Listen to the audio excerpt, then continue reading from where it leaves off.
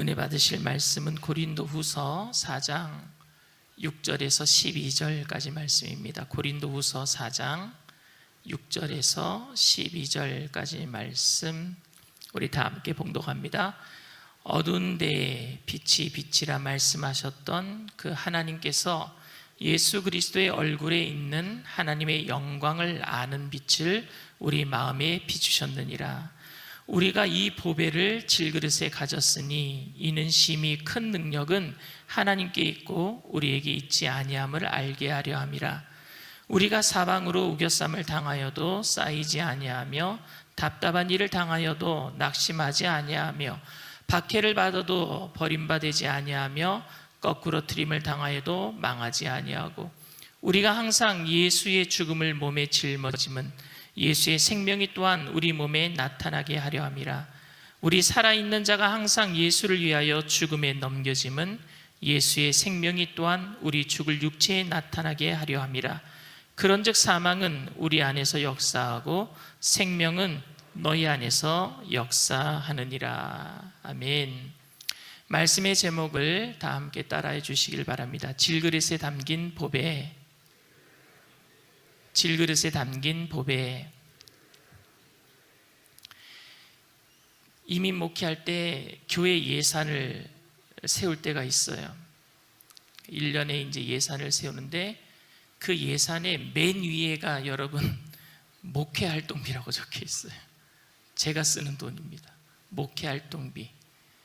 처음 가자마자 목회 활동비는 없었어요. 근데 교회가 조금 이제 성장하고 나서 목회 활동비가 있어서 교회에서 저에게 카드를 만들었는데 그 카드를 가지고 제가 성도님들 밥을 사주기도 하고 제 차에 기름을 넣기도 하고 제가 쓰는 활동할 때 쓰는 비 그게 목회 활동비입니다. 근데 이 목회 활동비를 어떤 교회 목사님, 좀 큰 교회 목사님은 그걸 목사 유지, 품위 유지비 이렇게 생각하시는 분이 있어요. 목사의 품위를 유지시키는 비용이다 이렇게 말씀하는 것 같습니다. 그 목사의 체면을 살려주는 거예요. 어디 가서 누구에게 얻어먹지 말고 어디 가서 밥도 좀 사주고 성도님들에게 베풀기도 하고 목사의 품위를 유지시켜주는 그런 비용이다 이렇게 얘기를 합니다. 근데 지금 사람들에게 있어서 가장 품위를 유지하는 데 돈을 많이 쓰는 사람이 누굴까 생각을 해보니까 연예인들 같아요. 연예인들은 자기 품위, 인기를 유지하기 위해서 신분에 맞는 차를 타고 인기에 맞는 옷을 날마다 사 입어야 하고 또 품위에 맞게끔 다른 사람들이 저 연예인은 한강변에 있는 큰 아파트에 산대. 그래서 뭐 요새 나홀로 집에나 뭐 이렇게 연예인들 집이 다 소개가 되잖아요. 그래서 성공한 연예인들은 좋은 집에 사는 것, 그 품위 유지하는 것, 그런 것들을 보여주는 것 같습니다. 그런데 이 품이라는 그 단어가 사실은 국어사전에 찾아보면요, 사람들이 가져야 할 위엄과 기품 이렇게 돼 있어요. 그러니까 여기서 사람들이라고 얘기하는 것은 누구나 다 똑같은 사람을 얘기하는 겁니다. 그런데 우리가 품위라고 할 때에 특정한 사람을 얘기하는 것처럼 들린단 말입니다. 품위 유지비 할 때에 특정한 사람들만 품위가 있는 것처럼 우리는 느껴질 때가 많습니다. 그러니까 품위라고 얘기하면 사회적으로 어떤 특권층들만 가지고 있는 기품, 품위 이렇게 생각한단 말입니다. 노동자의 품위라고 하던가 소상공인의 품위라고 하던가 아니면은 쓰레기 청소하시는 사람의 품위라는 이런 말은 저는 들어보진 못했습니다. 그렇죠? 그러니까 목사의 품위라고 얘기할 때에 그 목사의 인품에서 나오는 말이라고 생각하는 게 아니라 목사의 직책, 높다라는 그 직책 때문에 나오는 품위 유지비 이렇게 생각하는 오해도 생길 수 있단 말입니다. 마치 특권층만이 누릴 수 있는 그 위치에서 그 품위를 유지하는 것처럼 말입니다. 그러니까 이것이 형식적인 말, 외형적인 말로 바뀌고 말았습니다. 모든 사람이 그런 사람으로서 자기가 가지고 있는 인품이나 그런 품위가 있어야 되는데 그게 아니라 어떤 특권층만 누릴 수 있는 품위라고 우리는 그렇게 오해하게 되었고 그런 사람들만 품위 유지비를 쓸 수 있도록 그렇게 돈을 책정하는 것 이렇게 생각할 수 있단 말입니다. 근데 오늘 바울의 말은 확실히 역설적이에요. 7절 말씀입니다. 우리가 이 보배를 질그릇에 가졌으니 이는 심히 큰 능력은 하나님께 있고 우리에게 있지 아니함을 알게 하려 함이라 그랬어요. 근데 여러분, 질그릇에다가 보배를 가졌대요. 근데 이것을 6절 말씀과 연결시키면 이렇습니다. 6절 말씀에 보면 어두운 데에 빛이 빛이라 말씀하셨던 그 하나님께서 예수 그리스도의 얼굴에 있는 하나님의 영광을 아는 빛을 우리에게 비추셨느니라. 그러니까 그리스도 얼굴에 나타난 하나님의 영광의 빛이 질그릇에 담긴 보배란 뜻이죠. 만왕의 왕 되신 예수 그리스도와 그 안에 있는 생명을 아는 것, 이게 바로 보배입니다. 그러니까 예수님의 자녀가 된 것, 하나님의 자녀가 된 것, 하나님의 자녀가 된 권세가 우리가 보배인 줄 믿습니다. 그게 질그릇에 담긴 보배란 뜻이에요. 하나님의 자녀가 된다는 것은 여러분 엄청난 신분적 변화를 얘기합니다. 이 놀라운 특권과 엄청난 신분적 변화가 질그릇 안에 있다는 게 대단한 역설이에요. 이것은 하나님의 품위에 맞는 말도 아니고 하나님을 믿는 사람들의 체면을 말하는 것도 아닙니다. 사실은 하나님 자녀들에게 좀 창피한 일입니다. 왜냐하면 보배는 가장 좋은 그릇에 담겨야 되잖아요. 질그릇이 아니라 깨질 만한 어떤 볼품없는 그릇이 아니라 보석함에 담겨야 보배로 생각할 거 아니겠습니까? 귀한 것일수록 소중하게 다뤄야 하고 사람들의 무시를 받지 않도록 잘 치장해야 합니다. 소중한 것은 우습게 여겨지면 안 되는 것 아닙니까? 그런 의미에서 하나님의 자녀가 된 우리들은 하나님의 체면을 위해서라도 이 땅에서 보배를 담는 그릇처럼 보석함처럼 살아야 될 것 아니겠습니까? 예수 믿는 사람들은 잘 살아야 되고 예수 믿는 나라들은 국가는 선진국이 돼야 되고 그리고 여전히 복음을 받아들이지 않는 나라들은 못 살아야 되는 것이고 그런 말이 맞는 것 아닙니까? 예수를 잘 믿는 아이들은 좋은 대학교 가야 되는 거고 그리고 예수를 잘 믿는 그런 교회들은 날마다 성장해야 되고 어느 도시를 가든 교회는 가장 좋은 곳에 번듯하게 서 있어야 하는 것 아닙니까? 하나님의 체면을 위해서 보배를 담는 보배 그릇이 돼야 되니까. 근데 보배를 깨지기 쉬운 질그릇, 남들이 하찮게 여기는 곳에 담아서야 되겠습니까? 여러분, 돼지 목에 진주 목걸이가 가당키나 하겠습니까? 근데 그래서 어떻게 보배의 그 체면을 유지할 수 있단 말입니까? 그런데 바울은 오늘 우리가 이 보배를 질그릇에 가졌다라고 얘기하고 있어요. 이 이야기는 당시 사람들에게 보기에도 그리스도인들은 아주 볼품없이 보였다라는 말이기도 합니다. 그리고 바울은 그 이유를 7절에 이렇게 얘기를 합니다. 우리가 이 보배를 질그릇에 가졌으니 이는 심히 큰 능력은 하나님께 있고 우리에게 있지 아니함을 알게 하려 함이라. 이는 심히 큰 능력은 하나님에게 있고 우리에게 있지 아니함을 알게 하려 함이라. 우리는 종종 하나님께 능력 달라고 기도해요. 그렇죠? 주님, 우리에게 능력 주세요. 능력 주세요. 이게 아주 익숙한 표현이 되고 말았습니다. 그런데 여러분, 능력 받아서 뭐 하겠다라는 거예요? 내가 하나님의 능력 받아서 그 능력 사용하겠다라는 것 아닙니까? 마치 하나님은 나에게 초능력을 주셔서 내가 초능력을, 기적을 베푸는 그런 사람이 되겠다라는 것 아닙니까? 근데 이 기도가 사실 굉장히 위험한 기도예요. 잘못된 기도예요. 자기가 마치 보배가 된 것처럼 여겨진단 말입니다. 하나님이 보배인데 내가 보배가 된 것 같아요. 내가 능력을 행하니까. 그런데 여러분, 우리는 하나님의 능력을 달라고 기도하는 것이 아니라 하나님의 능력을 보기를 원해야 돼요. 왜냐하면 힘들고 어려울 때 하나님께서 역사하시는 것을 보면 나는 질그릇 것 같은 사람이지만 하나님은 보배로 오신 분이니까 그 능력을 통해서 기적이 일어날 때 하나님은 높아지고 나는 주님의 능력 때문에 그 모든 고난을 넉넉하게 이기게 될 줄 믿습니다. 그러나 겸손하다는 거예요. 끝까지 겸손할 수 있다라는 말입니다. 우리가 강하게 되는 것이 아니라 하나님의 능력을 보고 하나님의 강함으로 우리가 보호를 받고 우리는 승리하게 되었습니다라고 고백해야 될 줄 믿습니다. 우리가 하나님의 능력을 받아서 우리가 쓰고 싶을 때 내 마음대로 사용하는 능력이 아니란 말입니다. 오히려 그러한 상황에서 하나님의 능력을 보고서 하나님의 강함이 나의 강함이 되어 주십시오라고 고백되어야 마땅합니다.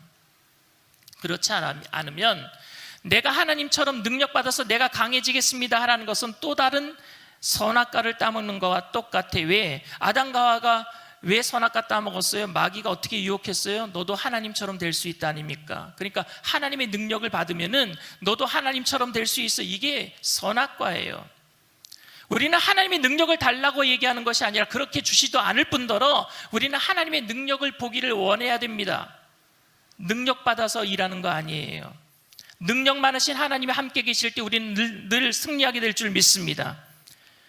내 능력으로 일하는 게 아니에요. 하나님, 능력 많으신 하나님이 내 옆에 계시기 때문에 내가 일하는 줄 믿습니다. 그분 때문에 이기는 것이지 내가 능력 받아서 이기는 게 아니란 말입니다. 우리가 신앙생활하면서 힘들어하는 것은 우리 안에 보배이신 예수 그리스도에 대한 의심보다는 그 보배이신 예수 그리스도를 담고 있는 질그릇과 같은 연약한 존재, 나약한 존재, 보잘것없는 존재인 내 자신의 불확실함 때문에 그래요. 내가 믿지 못하는 것은 주님이 아니라 내 자신 연약함이란 말입니다. 그러나 그것 때문에 낙심할 이유도 없습니다. 8절 9절에 바울이 뭐라고 얘기하고 있습니까? 우리가 사방으로 우겨쌈을 당하여도 쌓이지 아니하며 답답한 일을 당하여도 낙심하지 아니하며 박해를 받아도 버림받지 아니하며 거꾸로 트림을 당하여도 망하지 아니하고. 연약한 그릇이기 때문에 우리가 지금 무슨 일을 당할 때마다 속수무책이지만 그것이 끝이 아니라 하나님께서 우리에게 그 그릇 안에 담겨진 보배가 늘 함께 있기 때문에 우리는 낙심하지 말아야 될 줄 믿습니다. 우리는 질그릇이지만, 우리는 깨질 수밖에 없는 연약한 사람이지만 그 안에 담겨진 보배는 깨지지 않는단 말입니다. 나는 깨져도 주님은 안 깨져요. 나는 더러워져도 주님은 안 더러워져요. 주님은 보배롭게 그대로 계신단 말입니다. 그러니 낙심할 수 없다라고 사도 바울은 말하고 있는 거예요. 바울은 또 오늘 이것을 설명하기 위해서 조금 특별하게 보이고 난해해 보이기도 한 설명을 합니다. 그게 10절 말씀이에요. 우리가 항상 예수의 죽음을 몸에 짊어짐은 예수의 생명이 또한 우리 몸에 나타나게 하려 함이라 그랬어요. 예수의 죽음. 여러분, 이걸 영어 성경에서 뭐라고 기록하고 있느냐면요, dying of Jesus, killing of Jesus. 그러니까 날마다 내가 예수님을 죽인다, 날마다 예수님을 내가 죽인다, 이런 의미가 아니에요. 이 의미가 어떤 의미냐면은 사도 바울은 날마다 예수님이 죽는 것을요 자기 몸에서 체험하고 있는 거예요. 예수님의 죽으심을 기억했다는 의미예요. 자기가 예수님을 죽였다는 의미가 아니라 이 의미는 예수님의 십자가를 날마다 삶 속에서 기억했다라는 거예요. 그 삶에서 예수님의 죽으심을 왜 기억했다라는 말입니까? 십자가의 고난을 왜 생각한 것입니까? 십자가의 고난을 생각할 때마다 자기 고난은 예수 그리스도의 십자가에 비하면 아무런 고난이 아니니까 내가 이길 수 있다, 이 말을 하고 있는 게 아니란 말입니다. 지금 예수님의 십자가의 고난을 생각한 것은 왜 생각했느냐? 그 십자가의 고난 다음에 부활의 영광이 있었으니까, 영원한 생명이 주어졌었으니까. 그러니까 자기도 그것을 날마다 예수님의 죽음을 생각했다는 얘기는 뭐예요? 그 예수님의 죽음을 통해서 영원한 생명을 얻었으니까 나는 그 영원한 생명 때문에 이 고난을 이길 수 있다라고 결단하는 의미예요. 이게 오늘 여러분 고난이 있습니까? 예수님의 죽으심을 생각하시길 바랍니다. 그 죽으심은 우리에게 영원한 생명을 주는 부활의 영원한 생명이고, 그 생명을 통해서 오늘도 우리는 그 보배로움 때문에 이겨내는 거예요. 그래서 10절 하반절에 이렇게 기록하고 있어요. 우리가 항상 예수의 죽음을 몸에 짊어짐은 예수의 생명이 또한 우리 몸에 나타나게 하려 함이라. 아멘. 우리는 갈수록 연약해지고 세상은 갈수록 악해지고요. 그래서 예수를 믿는다는 것이 세상의 조롱거리가 되고 사방에 우겨쌈을 당하고 거꾸로 트림을 당하고 질그릇 것 같은 우리가 다 깨어지는 것 같지만 낙심하지 않을 것은 바로 예수님의 십자가의 죽으심으로 인해 부활의 영원한 생명이 우리에게 있기 때문인 줄 믿습니다. 예수님이 처절한 십자가 길 끝에 부활하신 것처럼 우리들도 이 고난의 길 끝에 영광의 주님을 보게 될 확신이 있기 때문에 우리는 이겨낼 수 있는 것입니다. 질그릇이 깨지고 나면은 우리가 금그릇 되기 때문에 깨지는 것을 좋아하는 게 아닙니다. 질그릇이 깨지고 은그릇 되고 은그릇이 깨지고 금그릇 되고 그런 게 아니에요. 우리 안에 우리가 깨어지더라도 깨지지 않는 분, 영원한 생명 되시는 예수님 때문에 우리가 낙심하지 않는 것입니다. 그런데 현대 그리스도인들에게 괴리감이 있어요. 그 괴리감이 뭐냐면요, 그 부활이 아무런 동력이 되지 못한다라는 거예요. 죽고 나면 부활할 수는 있을지 모르겠지만 지금 당장 내가 부활이 나에게 내 삶에 어떤 큰 동력이 되지 못한다라는 거예요. 큰 일을 만날 때마다 예수 그리스도의 죽으심을 생각하고 그 부활의 생명을 생각하면 이겨내야 될 텐데 그 부활의 능력이 여러분들에게 과연 있습니까? 지금 묻고 싶어요. 부활절을 1년에 한 번 돌아올 때 달걀 먹는 날로 생각하는 분들도 있어요. 여러분들이 정말로 그 부활이 여러분들의 삶에 힘이 되고 있습니까? 힘들고 어려울 때마다 예수 그리스도의 십자가의 죽으심을 통해서 그 부활의 생명을 내가 얻는 것을 기억하면서 그 힘든 것 속에서 여러분들 일어나고 있습니까? 바울의 삶의 중심이었던 십자가와 부활이 현대 기독교인들에게는 교리적 사변으로 변질되고 말았어요. 오늘 11절 말씀입니다. 우리 살아있는 자가 항상 예수를 위하여 죽음에 넘겨짐은 예수의 생명이 또한 우리 죽을 육체에 나타내게 하려 함이라. 이게 뭡니까? 순교당하는 것이 최고의 영광이라고 말하는 게 아니에요. 이 말은 모든 그리스도인들이 선교지에 가서 다 죽으란 말도 아닙니다. 바울은 그가 당하는 고난을 십자가와 부활의 관점에서 이해하려고 엄청나게 노력했던 사람입니다.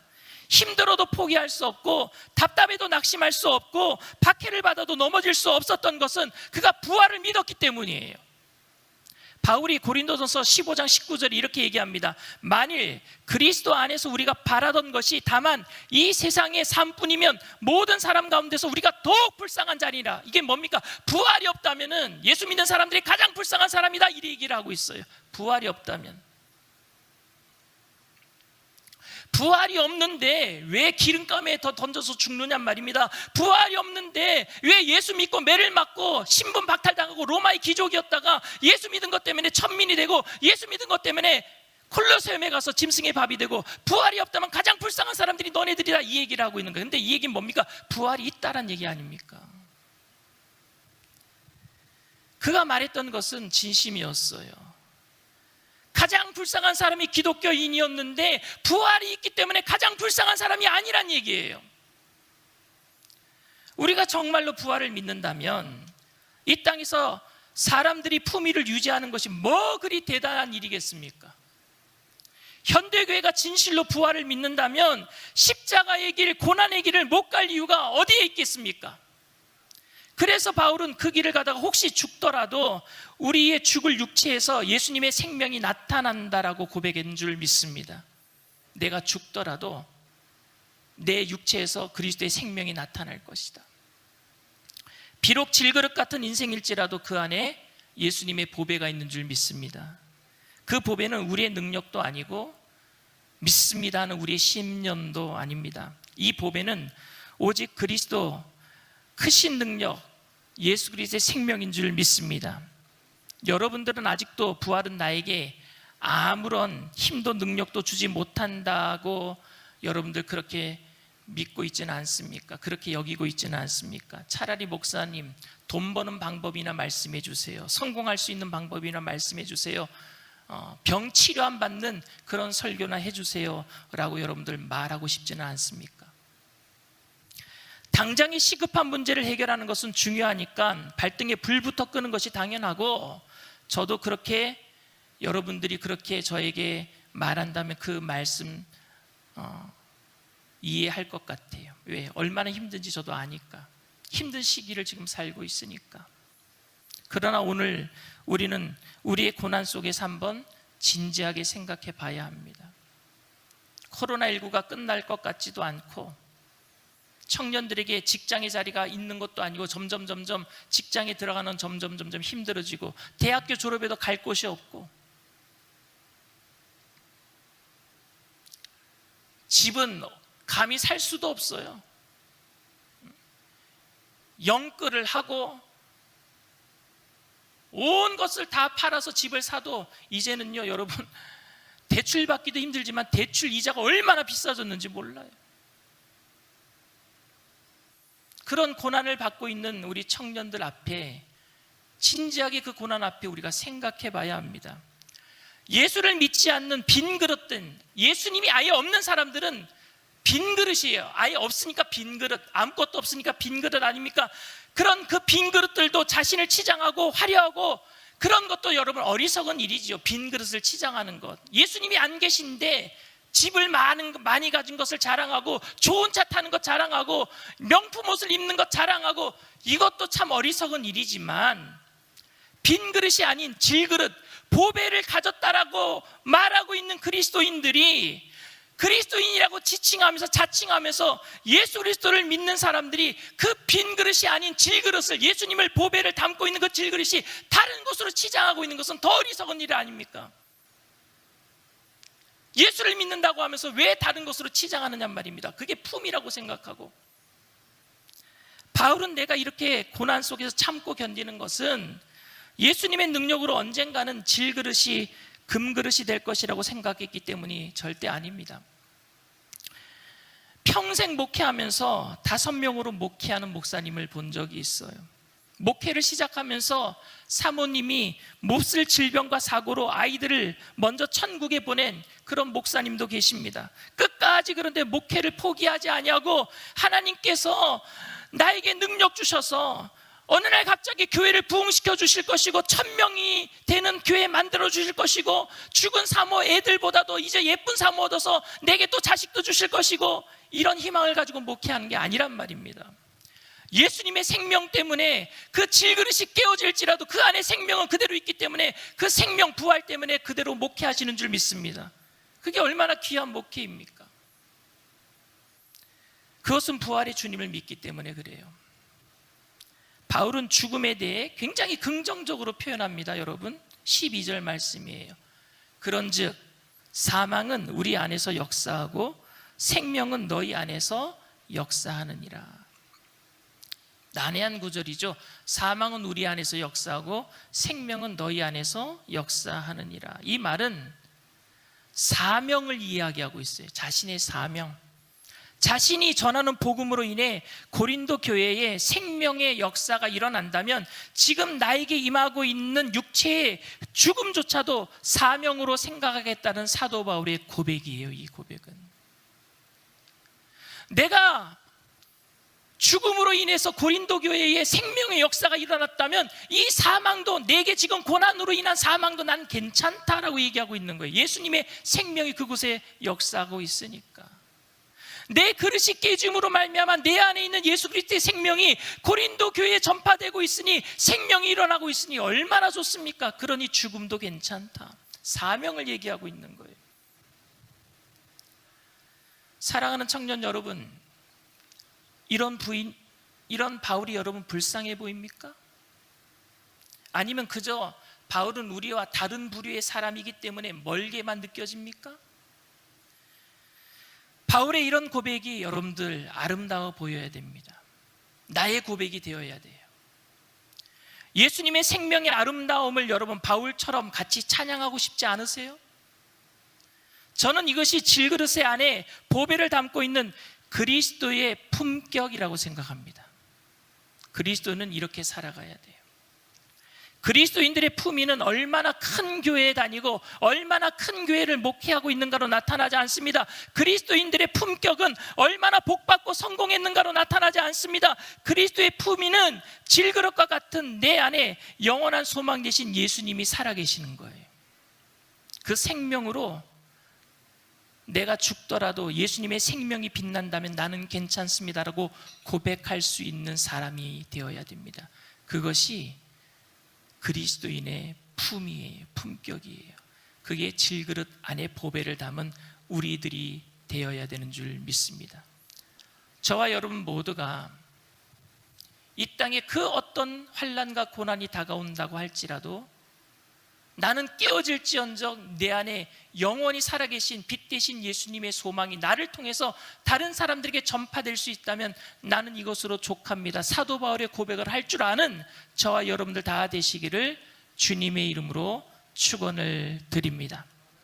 문제가 있으신 분은, 가슴에 아픈 곳이 있으신 분은 믿음을 가지고 아픈 곳에 손을 얹으시길 바랍니다. 사랑과 은혜가 풍성하신 하나님, 능력은 우리에게 있는 것이 아니라 주님께 있습니다. 우리는 깨어지기 쉬운 질그릇과 같은 존재이지만 보잘것없는, 아무런 볼품없는 그런 질그릇과 같은 인생이지만 우리 안에 보배로운 예수님이 계십니다. 예수의 이름이 있습니다. 예수의 능력이 있습니다. 은과 금은 내게 없거니와 내게 있는 것으로 내게 주느니 곧 나사렛 예수의 이름으로 일어나 걸으라. 그 역사 오늘도 우리의 삶 가운데 있기를 소원합니다. 얽히고 설킨 문제들, 카오스와 같은 혼돈의 세계 가운데 빠져있는 그 어려움들 주님 아시지 않습니까? 오늘 이 시간에 아버지 주님, 그리스도의 이름으로 생명의 능력으로 역사하여 주시옵소서. 나사렛 예수의 피로 명하노니 두려움과 염려의 세력, 가정의 모든 문제를 갖다주는 미혹한 악한 영의 세력은 한 길로 들고 길로 도망갈지어다. 묶임을 받고 떠나갈지어다. 예수의 피로 믿고 명하노니 떠나갈지어다. 새롭게 될지어다. 깨끗게 될지어다. 질서가 잡힐지어다. 악한 영의 세력은 떠나갈지어다. 주님 오늘 시간에 역사하여 주시옵소서. 세상이 감당하지 못하는 믿음의 사람들로 그리스도의 생명을 가지고 부활의 영광을 바라보는 천국 시민으로서 하나님 이 땅이 감당하지 못하는 사람들로 세워지게 하여 주시옵소서. 아픈 곳에 믿음을 가지고 손 얹어 싸우니 이 시간 치료의 강선을 바라여 주시옵소서. 나는 너를 치료하는 야훼 라파라 말씀하시지 않았습니까? 주님이 채찍에 맞으면 우리가 병나음을 입었다고 분명히 약속하시지 않았습니까? 이 시간 약속의 말씀을 의지하며 믿음으로 아픈 곳에, 가족들 아픈 곳에 대신하여 손 얹어 싸우니 치료의 강선을 바라여 주시옵소서. 나사렛 예수의 피로 명하노니 저주받은 질병의 세력도 떠나갈지어다. 묶임 받고 떠나갈지어다. 머리부터 발끝까지 깨끗게 될지어다. 5장 6번 4지백체 뼈 마디마디 신경세포 조직마다 새롭게 될지어다. 주님만이 우리의 치료자가 되시오니, 주님만이 나의 생명이 되시오니, 주님 오시는 그날까지 걸어가도 뛰어가도 피곤치 않고 곤빛지 아니하도록 쉼과 능력을 더하여 주셔서 주님의 나라를 위해 힘써서 살아가는 하나님의 천국 백성으로 주님의 영광 드러내게 하여 주시옵소서. 오늘 우리가 결단하여 싸우니 하나님, 내가 깨어질지라도, 우리에게 사망이 임할지라도,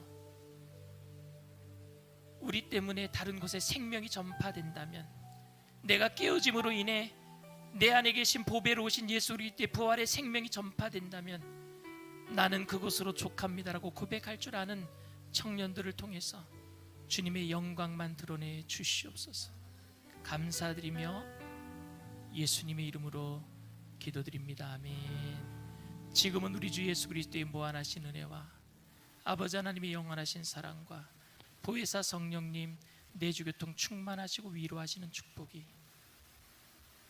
깨어진 질그릇을 통해서 그리스도의 생명만 전파되기로 바라고 결단하는 믿음의 백성들, 개인, 가정, 사업, 직장, 자녀, 학업생활, 범사 전체 위에 지금으로부터 영원토록 함께 하실지어다. 아멘.